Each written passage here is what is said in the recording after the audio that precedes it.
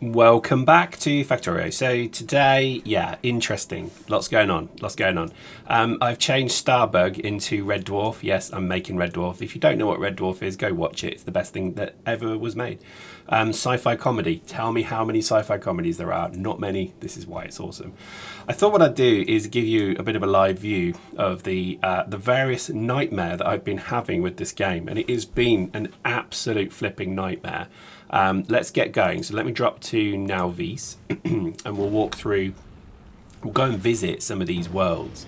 The last video we're on Fulgora, so we'll go and have a look at Fulgora first and just see what we think is going on there. Definitely, I think Fulgora is, to me, one of the nicer places. I think actually if you started on that planet, you'd be doing quite well. It's much more sedate, serene. Oh, got mech armor now, by the way. Much more sedate, serene, and actually quite good. I quite like it. I have advanced quite a bit because I've got to admit I must have been playing for what feels like days. So we've got biolabs now, but I'll go through all of this. I mean, it has been a hell of a journey. So we've got Vulcanus science, we've got Fulgora science, and we've now got Gleba science. Now, Gleba to me has broken my brain. My tiny little brain has been completely smashed to pieces by this game, particularly Gleba because of spoilage. But we'll get to that because as I can feel the word spoilage running through my brain, it feels like I want to smash things. But let's get into space. So we're going to have to use the HMS Buttocks because literally I've destroyed the only other travelling ship I've got. So let's just go to HMS Buttocks. Interestingly, I think my plan now is to kind of try and get off all of the planets, the dependency to build everything. So you see here, look at all this stuff we're building. So much stuff is being built here and it just is crazy. I like the idea of having a mothership that has really the ability to do it. Now I've unlocked the research that allows me to do it, which is actually kind of cool.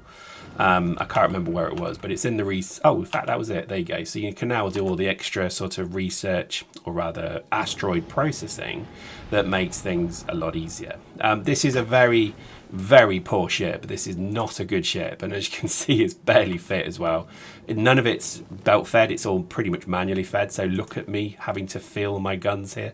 This is just basic. In the Ute speak, young person speak, I am now on a basic ship. I'm a basic bitch. There we go. So let's go to, where should we go first? Let's go Fulgora, however you say it. Hopefully I've got enough fuel. Oh, yeah, I've got quite a bit of fuel. Again, over-engineered engines. Do not need that many engines. I did it because it looked cool. Which again, in life, I'm not going to lie, is pretty much the sole reason everything happens the way it does, is because it looks or sounds kind of cool. There's nothing wrong with that. This ship, I think, is going to be repurposed into an asteroid mining ship. That's where I'm going with it. So as we kind of progress, if I go back to Red Dwarf, you see here I'm starting to try and build a huge, like I'm talking like this size mothership that can basically go between the stars, or rather the planets. Because I can see, I don't know much. I've just unlocked Aquilo. I'm going to go there next video. I won't go there this video. But Solar System Edge, ooh, interesting. But look, Shattered Planet. What's that? So I want to see what the hell that is. I want to go and basically, oh, hang on. Can't believe I have to manually feed my guns. It's so basic. Are we there? Are we there? Where are we going? Hang on. Why have we turned around? Go back. Oh my God, I'm so incompetent. Right, let's drop to Fulgora now. So let's go and have a look at Fulgora. My understanding is basically this world is probably one of the easier ones to do. Other than the lightning, I don't think there's any threats here, but I'm sure someone's going to say, oh, wait till you find out. I've actually found this quite relaxing, quiet place. Now, to be kind of quite clear, this has not been an easy one. I mean, just look at that. I stole this from Reddit. I didn't design this. Someone else designed it. And I thought, do you know what? I'm desperate. I'm struggling. I can't handle it. I need to, if my designs were just poor. So I've literally just taken a design from Reddit. It's a clever one. It's basically a sushi belt. You pull off the belt what you need, and then you recycle what you basically produce. Now, it's not efficient because you're producing so much. But look, this is obviously connected to a train system. That goes all the way here, and if I scroll out, there's 29 million scrap there, and then there's what, 25 million there. There's another 45 million there. So it just basically scrap's never going to run out. I mean, obviously it will, but it will take a long time for it to run out. So an awful lot of what I'm trying to do is kind of just destroy things. That's actually the whole point of what I'm trying to do here, is just destroy. But anyway, let's have a look. So yeah, stupid idea putting it on this little island here. This is going to be the main base. And I've actually started, so we'll go and have a look at this.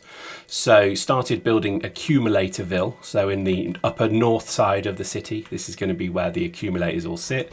And this is kind of crazy amounts of power, pretty good. And then this is what I've done here. So we'll talk about the two designs. So there's two designs from two different people. Again, I probably should give credit to the person who did this. I will try and find it and do that.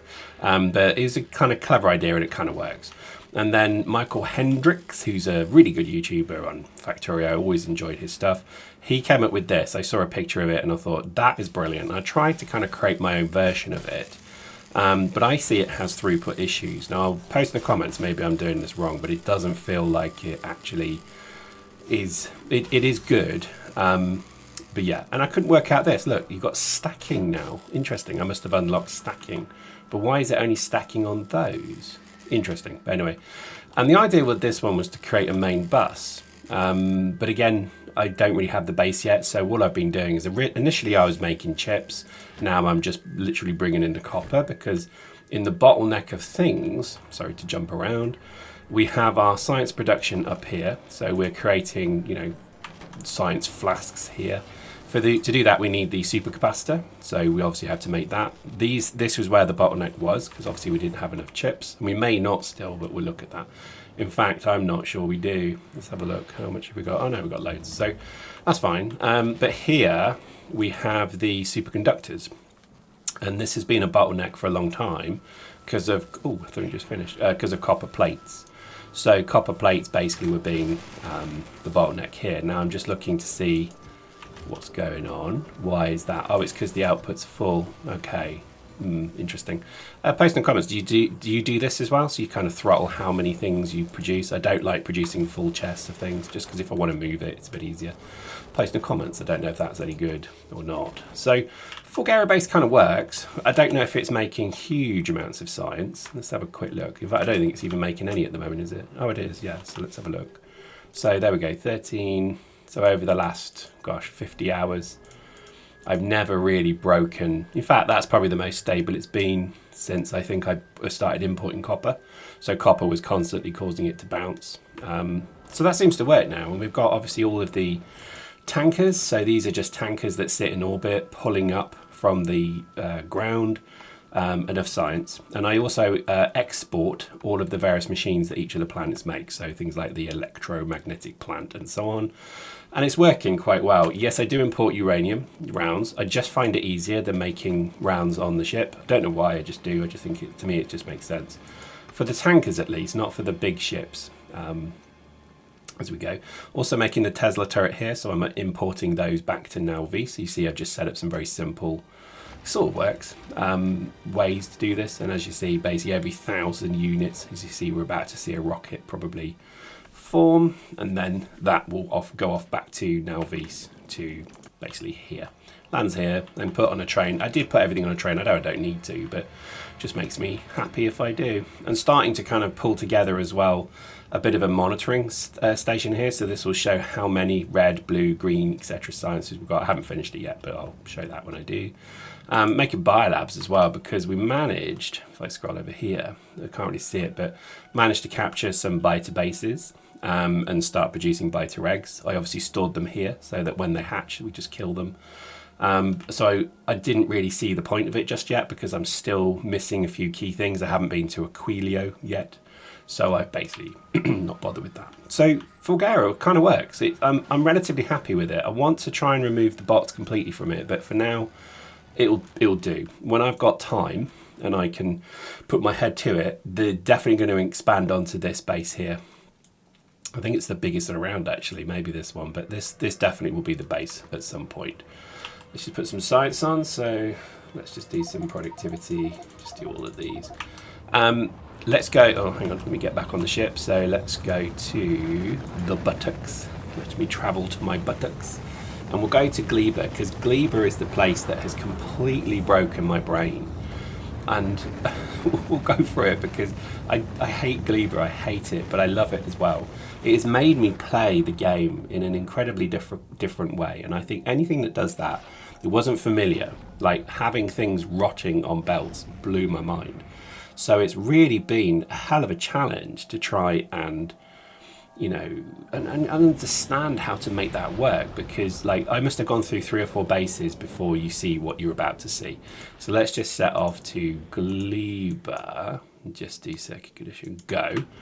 And I think it's a direct trip, is it? Oh yeah, it's a bit longer, so hopefully we make it.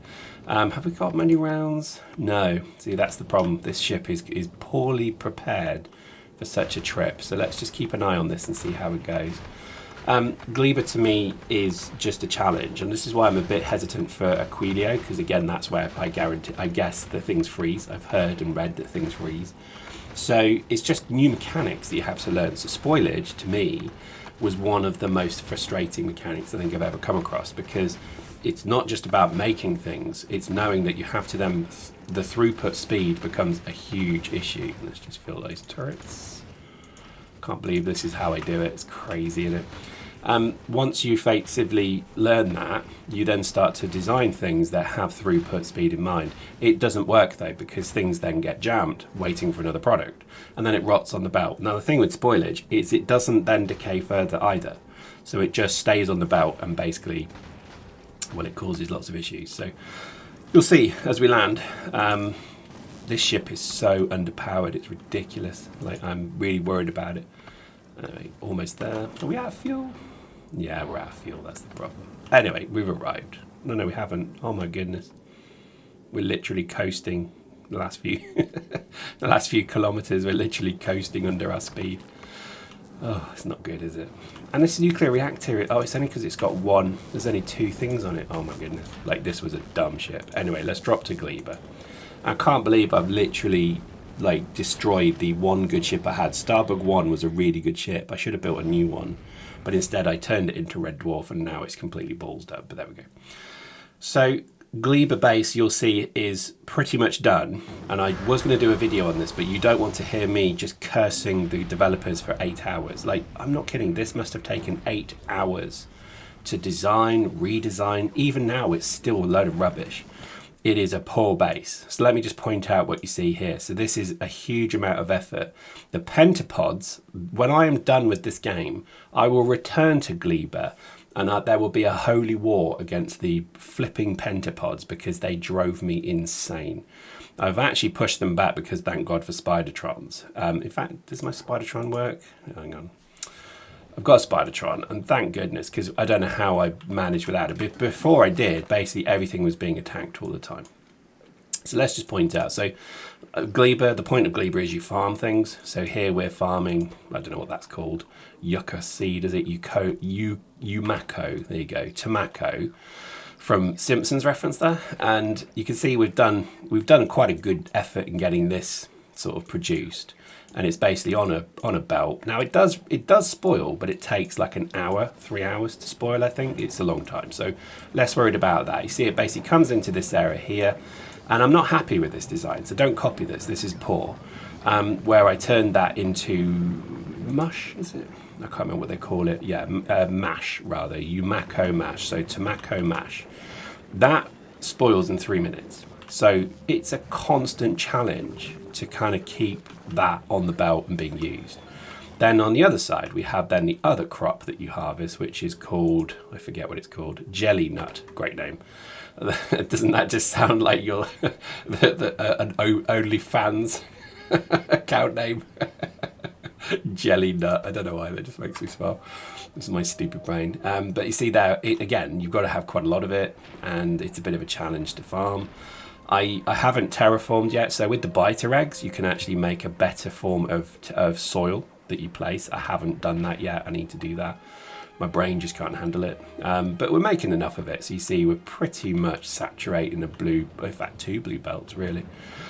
This then goes into, so ignore that. This goes into here, where we process this into jelly. And you see, jelly, again, only has a spool time of, what, 3-4 minutes, something like that. And the problem with that is you need it to then do everything with. So your tomato mush or mash and jelly form basically the components for everything. So this is a planet where you don't actually you don't mine anything. Well, you sort of do, but don't.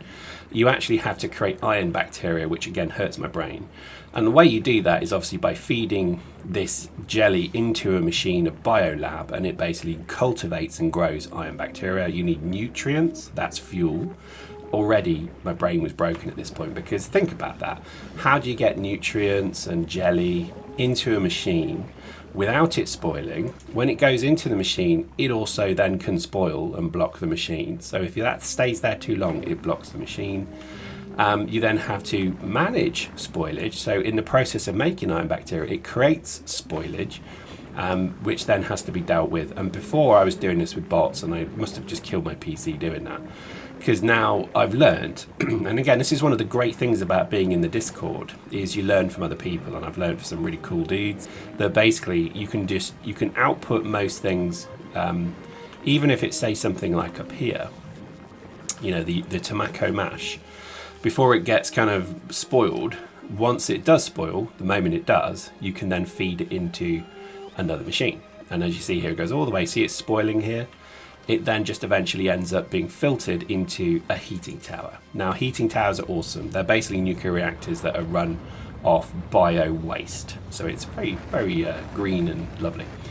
And that's really the saving grace. So every so often you'll see these kind of heating towers just dotted around in a very unforgiving way. And the reason for that is because that's how I'm managing spoilage. And again, here we have a great example. Look at the amount of spoilage that's come here.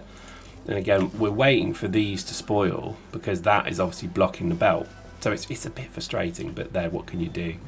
You make bioflux, and you see here, I mean, goodness me, look at the stacks there. So there's an awful lot of waste happening, and it's really just about, you know, how do you manage that? I'm kind of surprised about that. That worries me a bit. So I don't know why that is doing that. But anyway, you just see what I mean. You can tinker forever.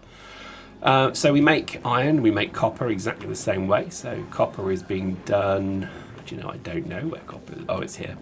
So copper is the same. So it kind of takes in the tomato mash and it turns it into copper bacteria. Copper bacteria then has to, let's say, develop or rise or prove, whatever you want to call it. And then that is fed into another machine, which then kind of cultivates it. So 1 becomes 4. And then that produces a huge amount of spoilage, as you can see here.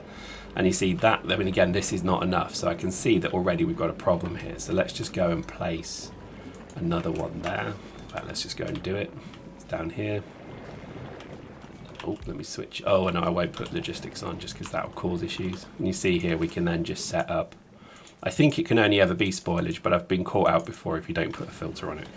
So it helps, and this kind of works. And you look, just as I did it, it sort of cleared itself. And this is why I get so frustrated with this world, because you think you kind of fixed it, and then lo and behold, you haven't. So here again, we can see there's a lot of spoilage on the belts. And it's only being sort of let through, but, you know, not a lot I can do. I don't quite get why the spoilage spoils at different rates. Post in the comments if you know why. Like, how did that happen? How did stuff behind it spoil before stuff before? I don't get it. I don't get how it works. I often wonder, is it randomized? So is this producing stuff that actually has a randomized, you see what I mean? Like remaining time. Anyway, I don't know. So this has been pretty much the bane of my life. I'm not going to go into it in too much more depth because this has broken me. I did all the various things you need to do, sort of. I'm even making coal, making explosives, making rockets. I needed to do that because the pentapods were becoming a huge problem. I had a few mining bases out here that I'm not kidding, they were just like being stomped on and destroyed all the time. No matter how many guns I put up, they were being basically blapped. Good thing about Gleba as well is the rocket turret. So this is a thing now. So we've now got rocket turrets here as well. So, well, that's very nice. Power generation on Gleba was, and again, huge problem, huge challenge, really annoyed me until I worked out that heat pipes are just ridiculous. They don't actually follow any real world logic. They don't seem to radiate heat away. They just seem to transmit, which is good. And that's obviously very helpful to me. Oh, look, we've got a thing out there. Let's just Let's just adjust that. Again, I don't like this base as much as I should because it's not pretty. It's just basically a giant concrete slab in the middle of a jungle that I'm kind of just trying to survive upon. Oh, I haven't mentioned the biggest annoyance I have. Now, I haven't figured this out yet, so this is a work in progress. Pentapod eggs. Oh my goodness, whoever invented them needs a kick to the balls. The idea is you have to go out and kill the pentapods to get their eggs, and then you kind of process and harvest them. The way I figured out to do this is a little bit like Kovrak's processing. So you kind of put eggs in, and then you get eggs out, and that seems to be the only thing it does, unless I'm missing something. Like, what is the point of this? So 2 pentapod eggs you get from 1, so you're doubling it. That's how you do it. So you have to do this because guess what? They also expire. They have a spoil timer as well. Now here's the fun fact. This is such a bad design because it meant that I have then 20 pentapods ready to hatch on like a 15-minute timer. It's like having a nuclear bomb in your back garden with a kind of random timer on it. So every so often I get the alert that, yeah, like 50 pentapods have hatched. It's not a great design. I know it's dumb, I know it's stupid, but my brain is not good enough to actually handle it. The reason you need them, and over here we have the reason why, is the science packs need them. So actually we need to put the pentapods into the science pack. You see there, it's literally Bioflux and the pentapod egg. So every so often I literally have like an outbreak of pentapods and come and eat my face, which is lovely. So really annoying. It's a terrible design. I'm not happy with it, but I don't know what I could do really about it. And just so many things are a challenge on this world. Like blue chips are a nightmare, but obviously that's better now. I was doing blue chips again in a stupid way. I don't know if you find that, but you panic build because you're just like, I don't know how to do this. So there we go. Gleba has kind of worked. I'm kind of happy with the result. I think it's turned into something that I'm relatively proud of, but it's going to get a complete redesign. And then the reality is I'm going to come back and smash this world. I'm going to go and kill all the pentapods, and I can't wait to find large pentapods because they're apparently deadly. I don't care. I'm going to exterminate them all. And on that upbeat note, hope you enjoyed that. See you next time.